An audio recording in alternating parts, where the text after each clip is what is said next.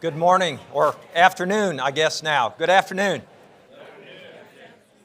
So I want to thank you for coming out this afternoon. What we're going to do is talk a little bit about some of the changes that are underway and try to answer some questions that you have, try to clarify this. We've done a couple of these throughout the CAR process, but hopefully we can try to clarify some of the things that are going on, why we're doing this, how we're going to do it, what the timing is, and how it may or may not impact you and your particular organization. This is a time of great change, and part of that change involves change in leadership. So I'm sure that you all have seen the announcement. President Angel Cabrera has been selected and has agreed to come. It's still not exactly clear when he'll be here. Probably sometime around the 1st of September is what we anticipate. He actually has been connected with Georgia Tech in one way or another for quite some time. Of course, he and his wife are both Tech alums. His son graduated last May. He was on the advisory board, or has been on the advisory board for a number of years. This is a group of 45 or 50 businessmen and women from around the world. About a third of them are Tech alums.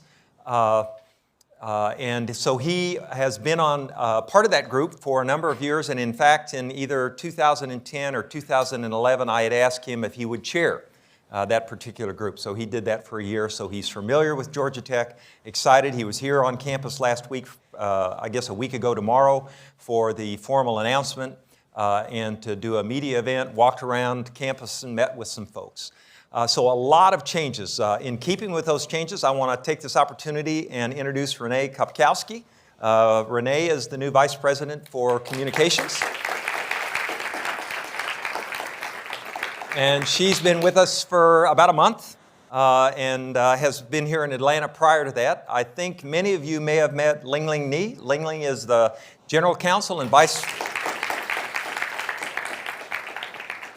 President for Ethics, Compliance, and Legal Affairs. So glad to have both of them in relatively new positions. And then I'll introduce Jim Fortner. I think most of you know Jim, Interim Executive Vice President for Administration and Finance. Jim, thanks for being here. And I know Raphael and Xiaoyi and Lynn are all out of town. I don't see any other members of the cabinet, but they may be hiding in the back somewhere. I'm not sure.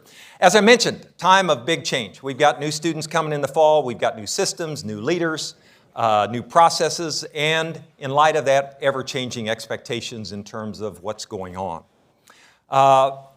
This comprehensive administrative review, in reality, this is kind of the compilation of a number of things that are happening that we'll talk a little bit more about later on. But we are transitioning several systems, pretty significant systems within Georgia Tech. I think many of you know that Workday goes live on July 1st, which is going to be a pretty big change for us. And then we've got the One USG initiative that's going to be coming online in the not too distant future. And one of the questions that I get when we've got all this change is, why CAR now? And that's a perfectly legitimate question. We're going to be putting in several new types of systems, and to try to realign our organization to be consistent with those systems. We can do this not all at once, but kind of in a systematic and progressive process. So the Comprehensive Administrative Review is actually a system-wide initiative. It's an effort on the part, or that was started by the system, to try to make sure that we can improve and enhance the operation and efficiency of what we do here at Georgia Tech. It's not specifically directed at Georgia Tech. There have been a couple of institutions, the system office itself and the University of West Georgia went through it. I actually, I'll duck when I say this perhaps, but I actually volunteered Georgia Tech to be the first research university to go through the process. So we're kind of leading the University of Georgia, which probably isn't unusual, but leading the, sorry about that, the University of Georgia, Georgia State, and Augusta University from the research perspective. They're in the same process, but we're a little further down the path. What we want to do is try to give you an update of kind of where we are. We've made good progress towards the goal. We have a lot of work ahead of us. You've been involved in some of the things that have already done. The assessment that we did, we talked about last year, we did an assessment. Many of you responded to the questions, what's your assessment of the systems? What's your perception? What's your view of those systems? How do you think we can improve those? And so we'll be working some of that information into this whole process. So this could be short.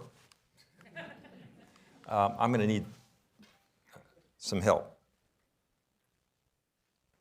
I don't see an on-off switch.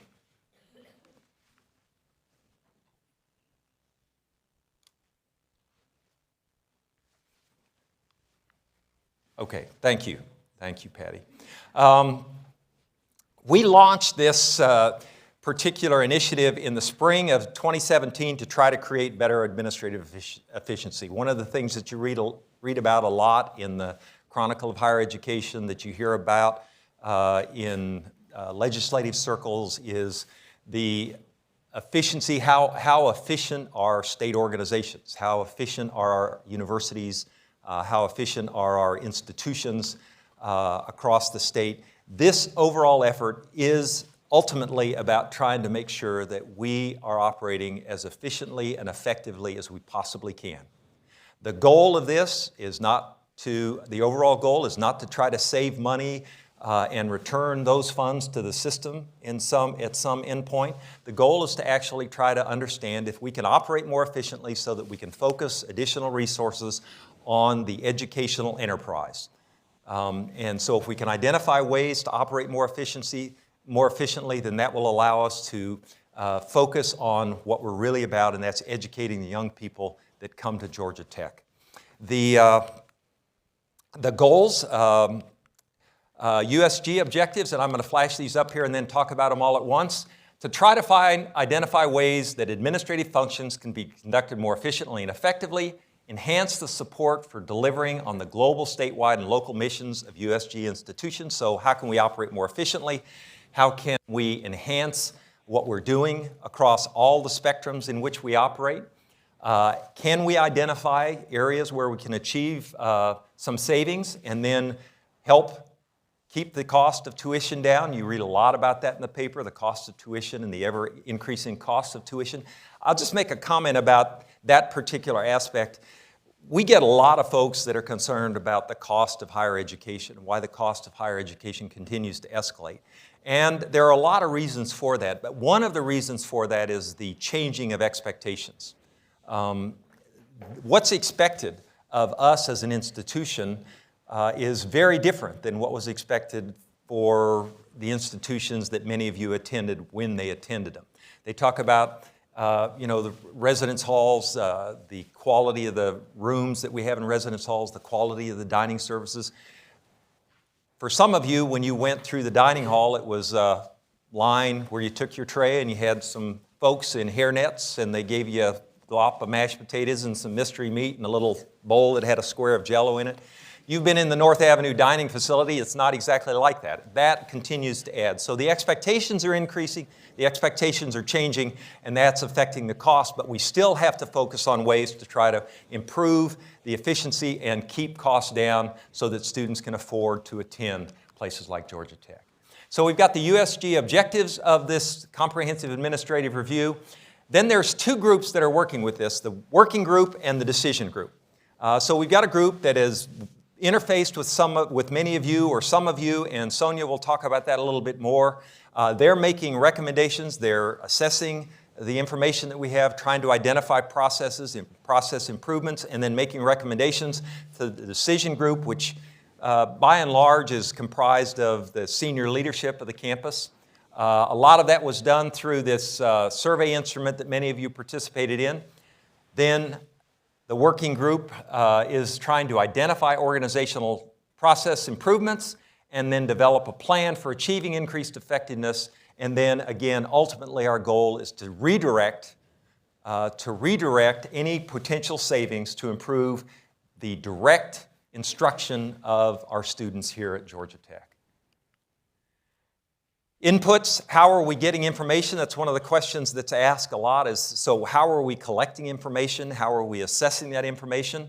If we think about the starting point, we, over the course of this past year, have identified what we think of as Georgia Tech's values, our ethical values. When we did some of the survey with the BB&T survey, it was interesting that some of the responses we got we had very high percentages in response to the question, do your ethical values match those of the Institute?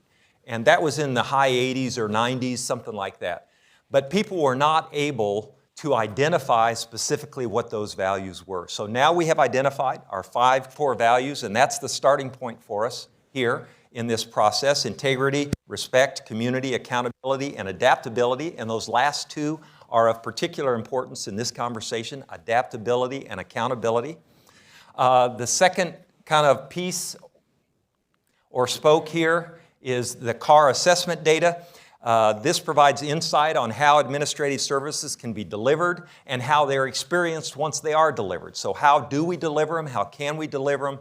And what are the people that are on the receiving end of these services? How do they feel about them? What are the results that they're experiencing? How are they impacted? And then we can use that to identify opportunities for improvement.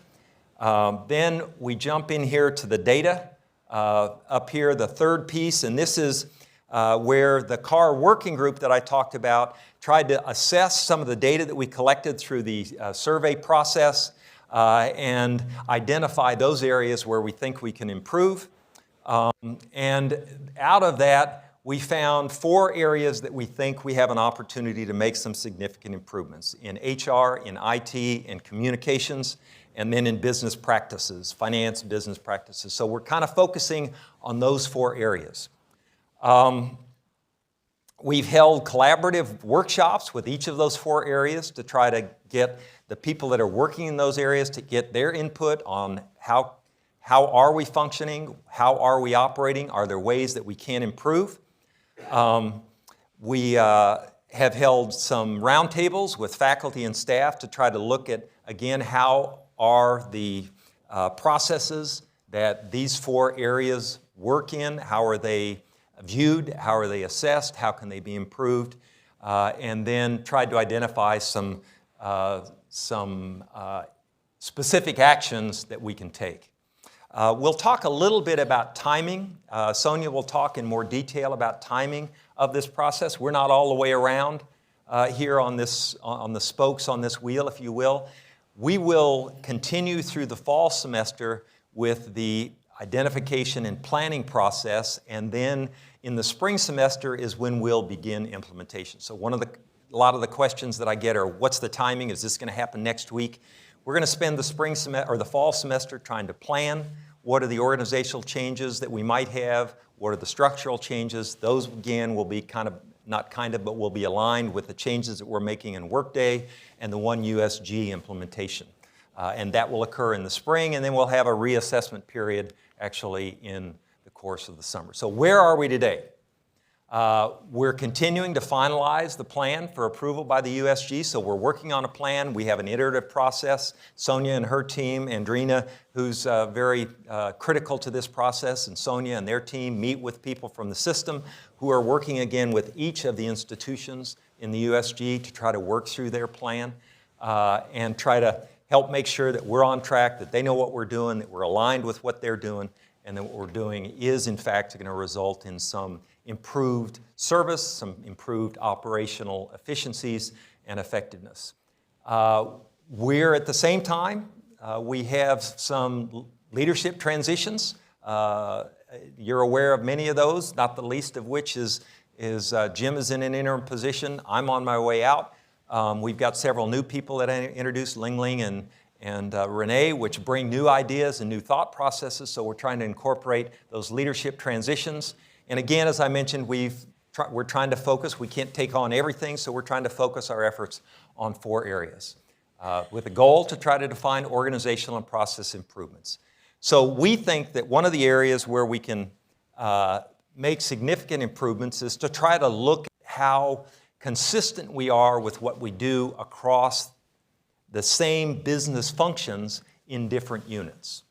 And the word centralization is thrown out a lot. What we want is centralized coordination, and some of that can come about, or more of that can come about through centralization. Now, exactly what centralization means and what it will look like when we're done, we don't know that yet. We don't know exactly what that looks like. When we started, we've been moving in this direction for the past 10 years, but we're going to accelerate that process. With GTRI this past year, we've worked through with GTRI, and we tried to talk about how can we connect GTRI and their business functions, their operation more closely align it with what we're doing at Georgia Tech. When we started out, we looked at a number of models, and I'll use OHR as the example. Or we could use finance and administration as an example. So should everybody that's doing an HR function in GTRI report to Kim Harrington? That was an early question that we asked.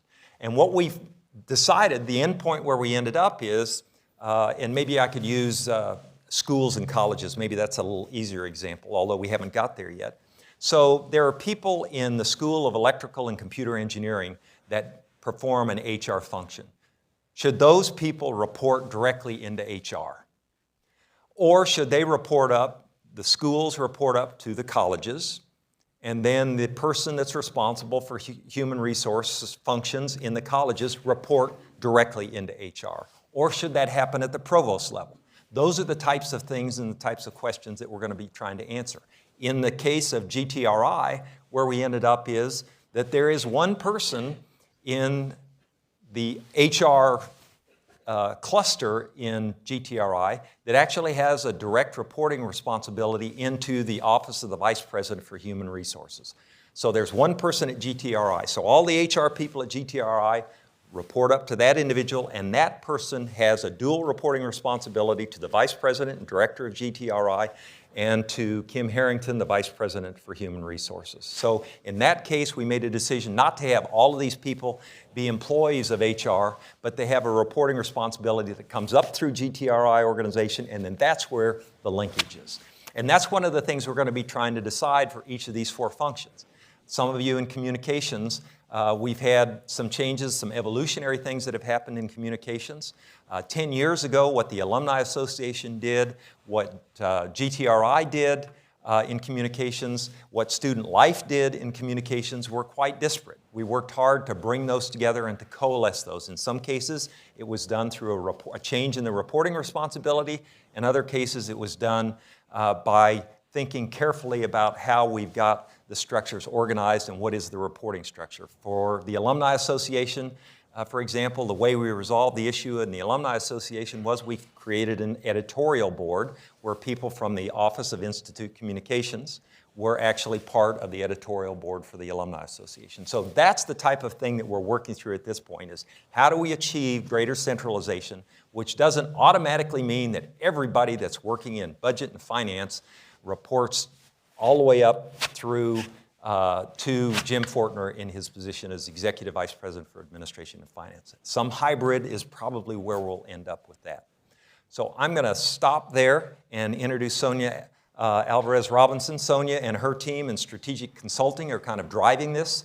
They're the ones that are doing a lot of the work. They're the ones that are reaching out to you and your colleagues to try to understand where we are, try to assess where we are, working with the interfacing with the working group, and then continuing that interface with the decision group. So Sonia, I'll turn it over to you. Okay, thank you. Good afternoon, everyone. Good afternoon. Thank you so much for taking time to attend this conversation. What I wanted to do today was to give you an idea of where we are and what are the next steps. But before I do that, I just have to take a moment to say thank you to all of the people who have been on this journey with us. How many of you feel like this has been taking a really long time? I know how you feel. We have been at this for a while. We actually launched the working group and the CAR planning process back in September. And through that process, the working group, Sandy Bramlett, Robert Foy, Rusty Edwards, and co-facilitated with Adrena Hires, began to come together, but also to bring those who have been engaged in this work, the functional leaders, as well as those who have been performing the work in these functional areas over the last several months. And one conclusion is strikingly clear. This is complex. And I've been doing organizational improvement work for almost 30 years, and this is one of the most complex situations that I've seen, because we have the convergence of multiple changes happening at once, as President Peterson just talked about. On top of that, we've got changes in leadership and changes in direction and expectations from the system office that we are trying to all incorporate. We've got to do this right. It is our responsibility, and we owe it to our students, faculty, and staff to take the deliberate efforts to make sure that we're not changing just for the sake of change, but change that will yield improvement. So you've heard about these changes, these new systems that we have coming, the Workday Financials and the One USG, Human Capital Management System. Both of these are tremendous opportunities for us to get greater consistency, alignment, and harmony across the organization, to have single sources of truth. And we know that the reason that we have so many different ways of doing things across the organization is because we got to get stuff done. And we do. How can we get stuff done more consistently, together, across the organization? These systems will help us. These are not part of the CAR process per se, but it's really critical that we consider and acknowledge the timing, the sequence, and interdependency between the system implementations and where we're going with our action plan for the comprehensive administrative review. So as President Peterson mentioned, we've got the 4 areas. When we looked at the assessment results for the comprehensive administrative review, these 4 areas emerged as opportunities, not just to improve the delivery of service, but a recognition that we are doing work in these 4 functional areas all across the Institute. So how do we create the kind of connections and standardization that will help us do it more efficiently and effectively? So one way is to start by what's working well. And so through the collaborative solution workshops, we got some great ideas about what are some practices that we could replicate in other areas. To look at how do we achieve that balance. It's not either or both and. As President Peterson said, the answer is not just a move all the way over to the other end of the continuum, to go from decentralized to centralized. It is what is the right balance and mix of the kind of autonomy that is necessary at the unit level so that we don't run into bottlenecks, so that we can educate our students, get things done, ensure that our faculty have what they need to perform their jobs. And at the same time, to provide the kind of institute-wide enterprise leadership, coordination to ensure consistency. So that's the balance that we need to achieve as we move from a general plan that we've already developed, and I'll share that with you, just directional, to a much more specific and detailed plan of action, where we talk about the specific service delivery models, organizational structures, and transitions that will be important as part of this process. So we're going to be looking, the next steps are really to look at what are the services. We got to start with that. What's the strategy? What are the needs of the organization, the needs of our students, so that we can align our people and our processes to deliver that in the best way possible. Looking at the activities and the tasks, who's doing what, we know that there are many of you who are performing multiple functions in one job. You might be doing HR, IT, communications, and finance in one person. That's what makes it so complex. So we've got to begin unpacking that and figuring out what's the best way to move forward in light of the fact that we do what we have to do to get stuff done. And then the reporting relationships. As President Peterson talked about, there are a lot of different ways that you can do it, through dual reporting, dotted line. These are all questions that we have not yet answered, but we must answer in a very short period of time, and I'll talk about that in just a minute. Now, as I mentioned, I've seen a lot of organizations go through changes like this. And we know that there are some critical factors to success if we want this to go well. The first one, if you look at the diagram in the upper left-hand corner, is leadership. Not just executive level leadership, but leadership across the institute. We have to have active, visible, present support from leaders across the institute in order for this to work well. And mutual trust, and that was one thing that continued to come up through the collaborative workshops and through the data, is that as we create bridges, as we harmonize, building trust across the organization will be essential for us to move forward, to be willing to say, I am going to release these activities so that I can focus on other activities that are more central to the mission of my unit. That requires trust.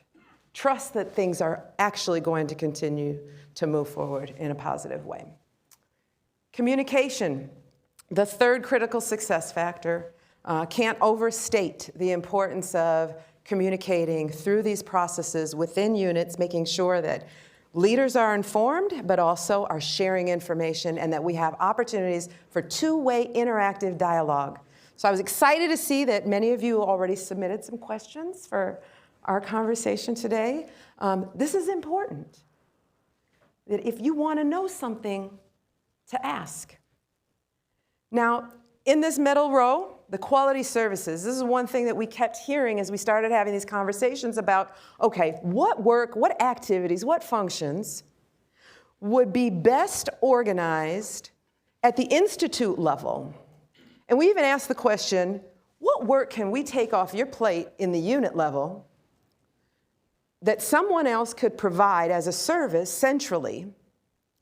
And the message kept coming back is, I will let go when I feel comfortable that the quality of the service that will be delivered is appropriate for what we need. So quality services is key, and we've got to embed that in the plan. I put in the very center of this diagram the customer focus. We've got to keep a focus on our students, their families. We also have other customers, internal customers, faculty and staff. So as we build our new service delivery models, we've got to keep in mind what are the customer needs.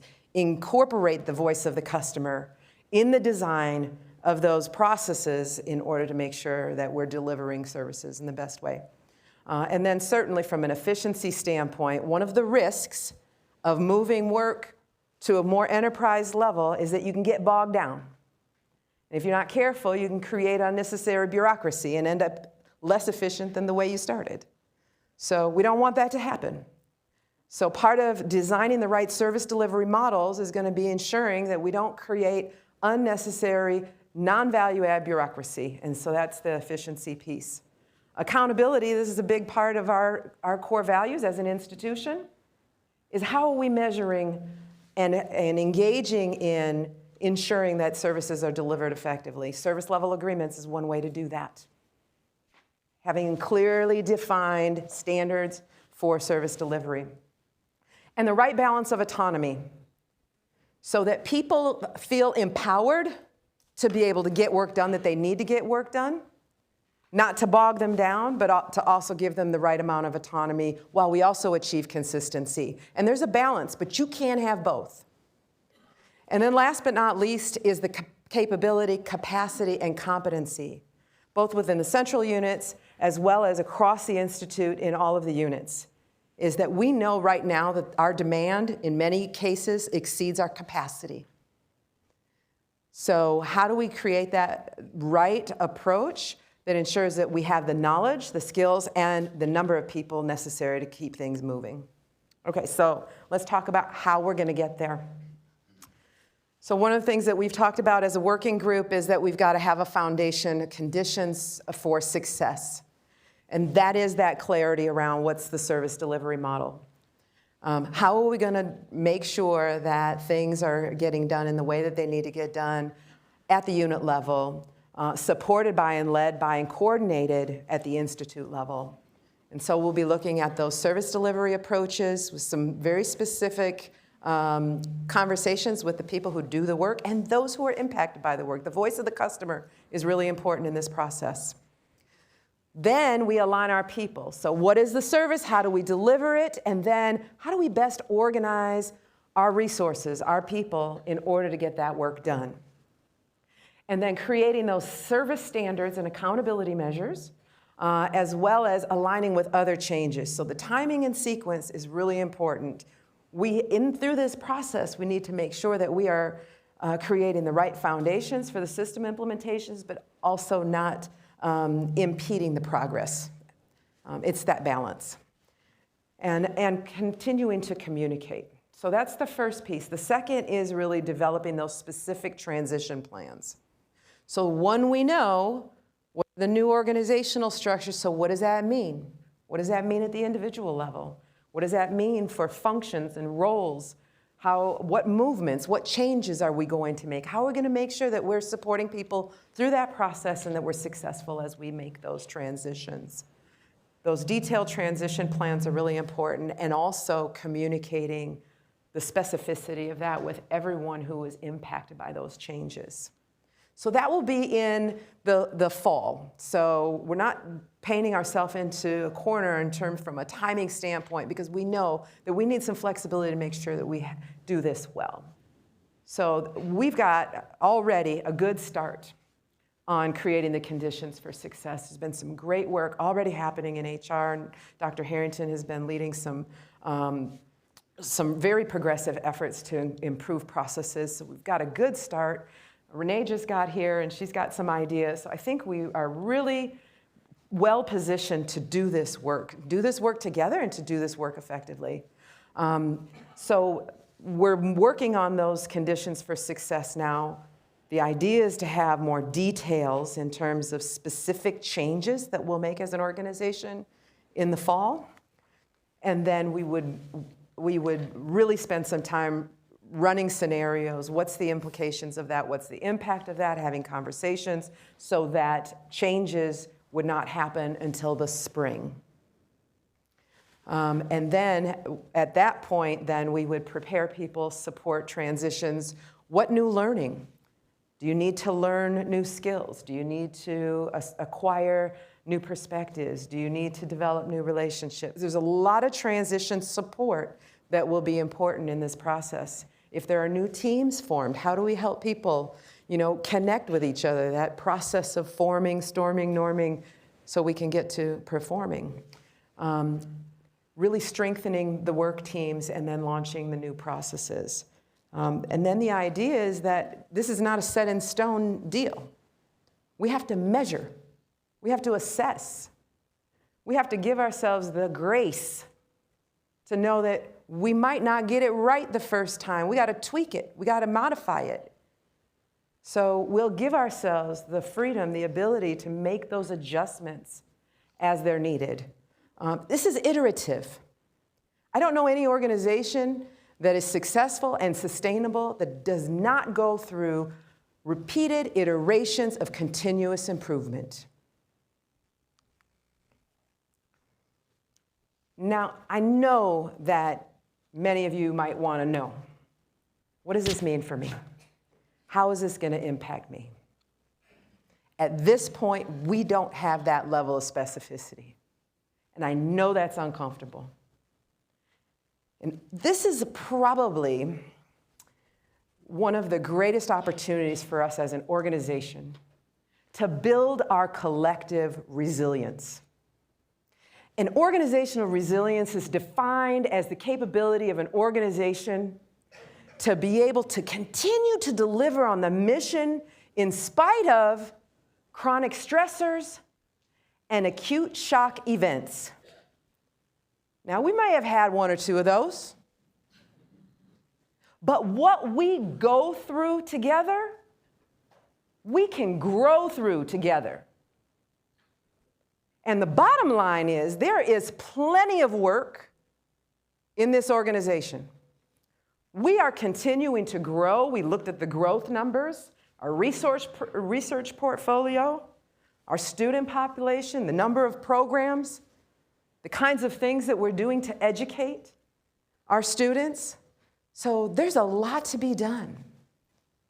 With a spirit and a willingness of adaptability, our other value, which I'm excited that it's now really part of our structure, we're well positioned to do this. And we'll be committed to continue to support you and communicate with you through this process. And we know that at the center of all of this is, how do we create a better environment for our students? How do we work smarter so that we can put our resources to the center of our mission, which are the students that we serve? We've got to work together to make this happen in the most positive way. So I will stop there and open it up for questions at this time. Sounds great. Questions? While you're thinking, we've got a couple that were sent in. I suppose we can dismiss now and be done, but that's probably not a good idea. We've had, I'm sure you've got some questions, so think about those. We had some that were sent in beforehand.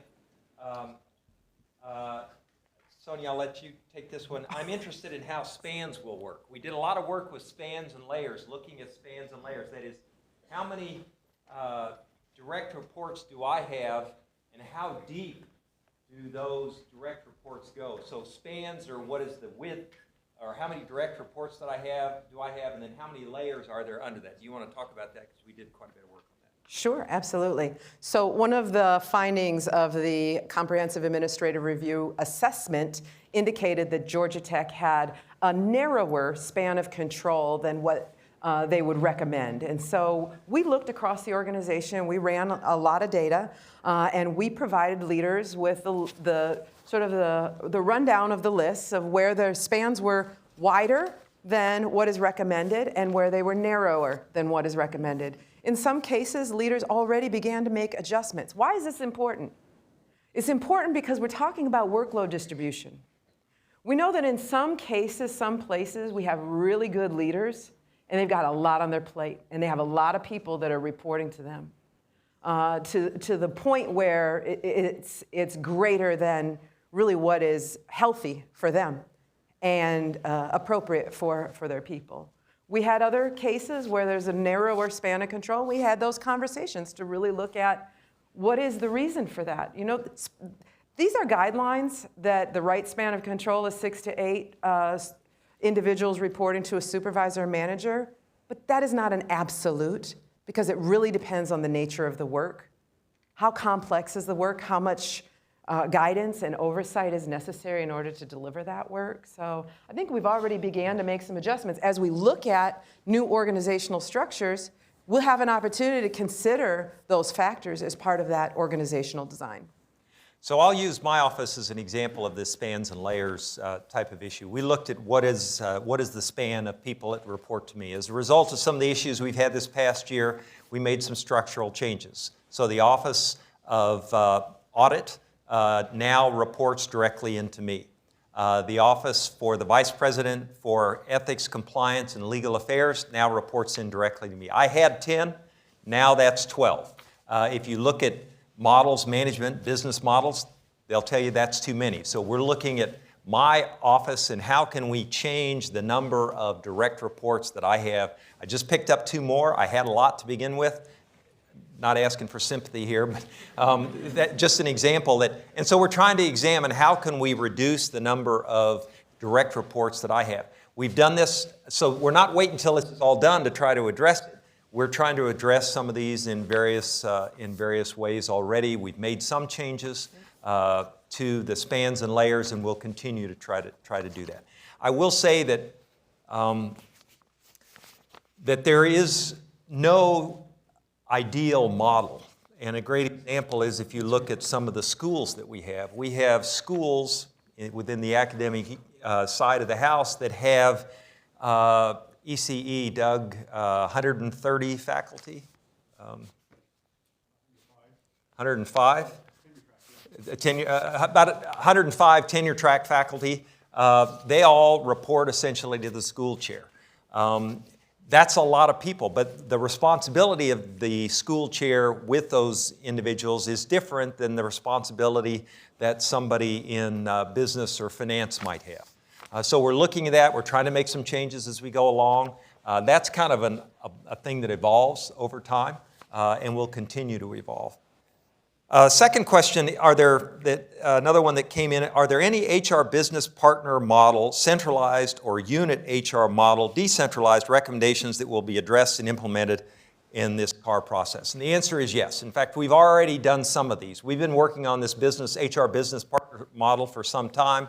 The example I'll use is we used to have, a number of years ago, we used to have somebody that handled HR in the Office of Development, that worked with Vice President Barrett Carson, and somebody else that worked and did HR in communications. And so we had two different people, each of which had a part-time responsibility in human resources and a part-time responsibility in accounting or budget and finance. We have merged that HR responsibility now so that the same individual, I'm looking for Kim, the same individual now has responsibility for human resources he's right here, and has responsibility for human resources in both communications and development. And that provides an individual that has more expertise, has a narrower focus in terms of what their expectations are. They're not expected to know all about HR and all about budget and finance, but can focus on HR. And we believe, and the people in HR or in communications and development believe, that that's a better service process, and it's working. All the feedback that we get is it's working very well, and he can actually get the job done. So that's a couple of questions that came in over the transom. Any questions that we've got microphones. Invite you. Gosh, I thought she was going.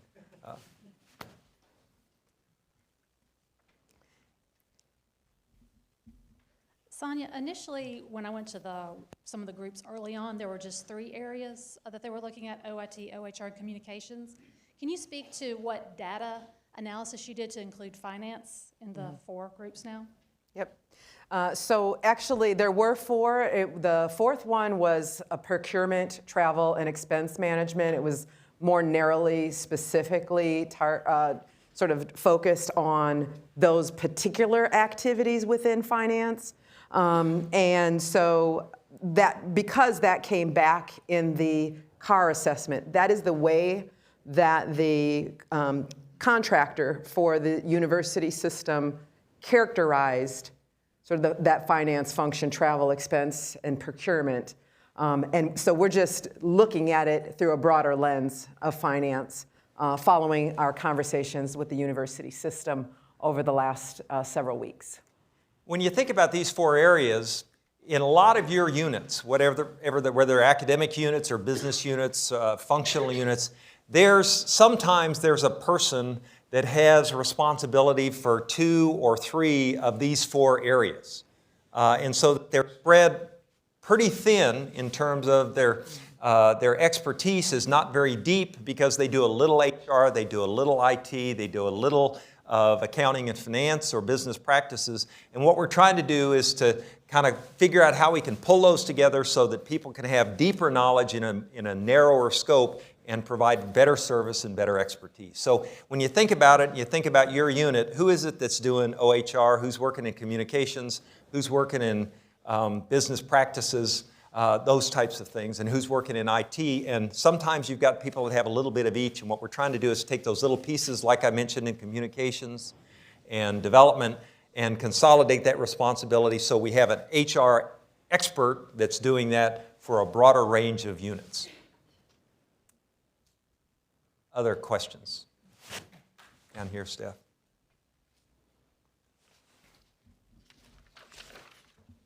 Hey, Sonia. I still have questions related to the research enterprise and how this is going to work, because they have been trying to centralize different things. And there are research faculty and academic faculty who supervise classified staff. And so when you start to look at it there, you can't shift some of that responsibility. So can you speak a little more to how that's going to work? Because in some of the research centers, you have to have people that understand how Right. HR affects finance, affects project work, that kind of thing. You can't have you need a deep bench, you need an ultimate understanding, but you need people who understand how that system works. So I'll start and then turn it over to Sonia. That really is why we ended up where we did in the OHR function within GTRI. So that was one aspect of what it is within GTRI. We are a very, very complicated organization. I sometimes say that we are actually an agglomeration of 16 separate 501c3s held together by an athletic department. But we have a lot of different organizations that function differently, and so there's not a single model. But in GTRI, when we really looked at it, we had exactly the situation you're talking about, which kind of led to the result there. So there's not going to be this one-size-fits-all. That's right. And the idea of greater sort of consolidation, harmonization of the way that we do our work doesn't necessarily mean that has to happen just at the enterprise level. So to your point, the work that's already been done in the Office of the Executive Vice President for Research in helping to organize support services, and that's in early stages, so it's all being formed as we speak, is really a way of ensuring that there's recognition for the complexity of the way that the research is delivered within the IRIs and the other research units. Will you do a post-assessment for those particular divisions? Yeah, as I mentioned, that monitor and refine is going to be a really important part. That assessment, we don't have to lock ourselves into something that's not working. If we try it, this is about experimentation. This is about research, organizational research. We're a living laboratory. This is our opportunity to try some new things, see how they work. If they work well, then let's do it. If they're not working so well, let's tweak it, figure out how do we adjust so we come out with the right outcomes. While you're thinking, there's a couple of questions that came in. Who are the key influencers in making recommendations? Hopefully we've answered that as part of this. Are there specific implementation dates for CAR recommendations? Hopefully this slide and the next one have helped address that. And then I really like this one. With all of this in mind, and I'm not sure what all of this is, but I think it's what we've talked about. With all of this in mind, are we still operating business as usual? Are we still hiring and filling job positions? And the answer is yes. We still have to function while we make these changes. We're continuing to fill positions. We're talking about how we handle vacated positions. That may be one way we address this, where instead of an organization automatically retaining positions, especially when we're moving to this new Workday system and the new One USG type of system, there may be some position realignment. So we may go to a situation where instead of automatically, if a position is vacated, that position stays there and we just refill it, there may be some additional discussion about where is the greatest need and is there a way we could realign some of the functions and take an opportunity of a vacated position to try to make some of those changes. So yeah, we still have to do business. We've got 25,000 students that'll be here the second or third week in August, and they're expecting us to continue to function. So that's one of the things that certainly adds to the complexity. Right. Other questions?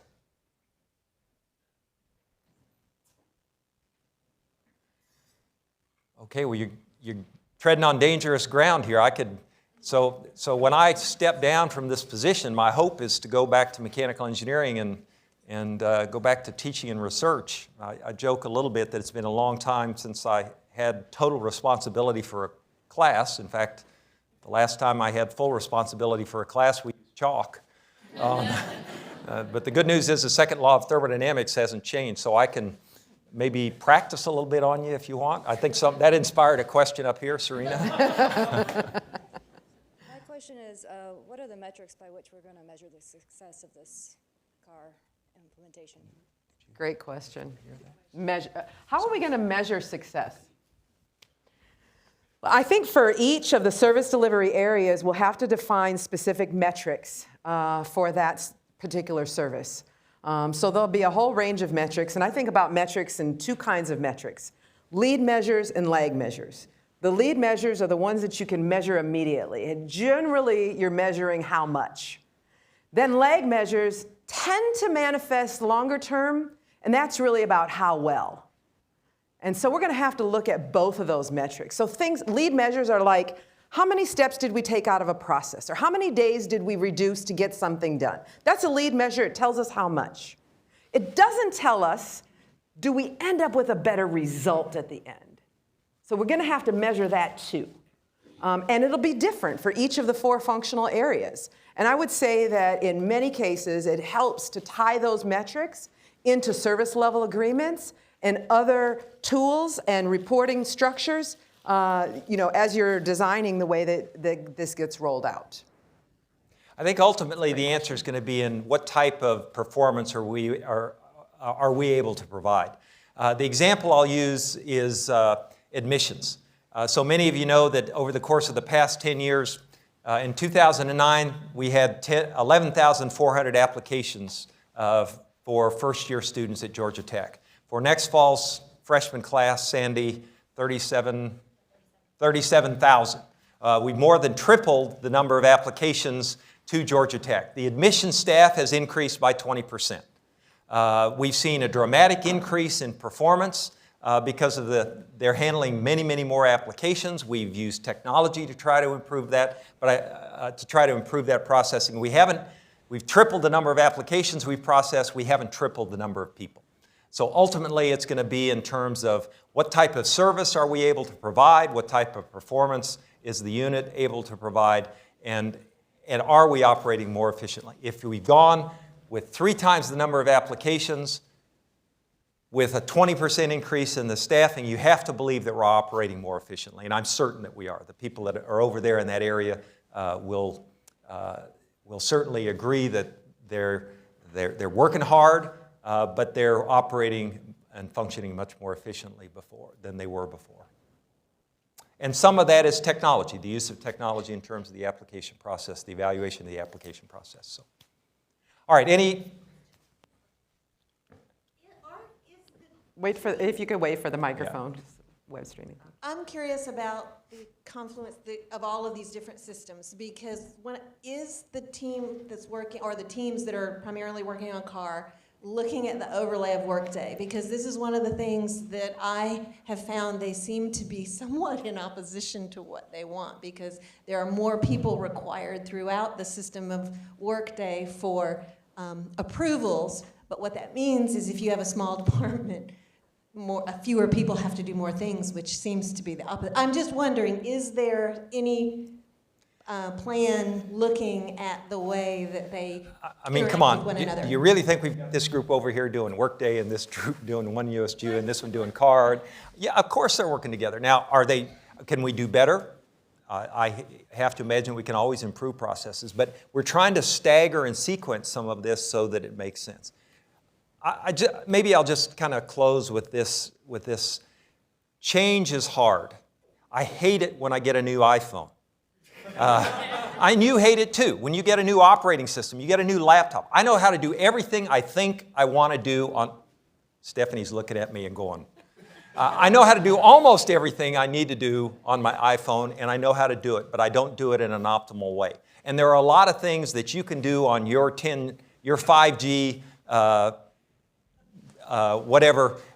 new improved model that I can't do, that I don't know about. Change is hard, but you work through it, you persevere, and down the road you're in a better place. We'll get through this. Again, we're going live with Workday on July 1st. Do I think it's going to happen with absolutely no bumps in the road? No, I don't think any of us do. We'll get through it, we'll be better off, and we'll be able to look back. We will have a system. When we complete the Workday implementation and the One USG system, we will have a cloud-based system that will allow updates on a continual basis. The systems that we're using today, and the reason we decided to go to these new systems is because the systems that we're using today, or the non-cloud-based systems that we could have gone to, will not be serviced and will be obsolete in 3 to 5 years. So we'd make one change, which would be an incremental change, and then we'd have to make another change. We're taking little bigger leap here. We think it's the right thing to do. People that understand this, people that have spent a lot of time looking at it, feel like this is the right thing to do.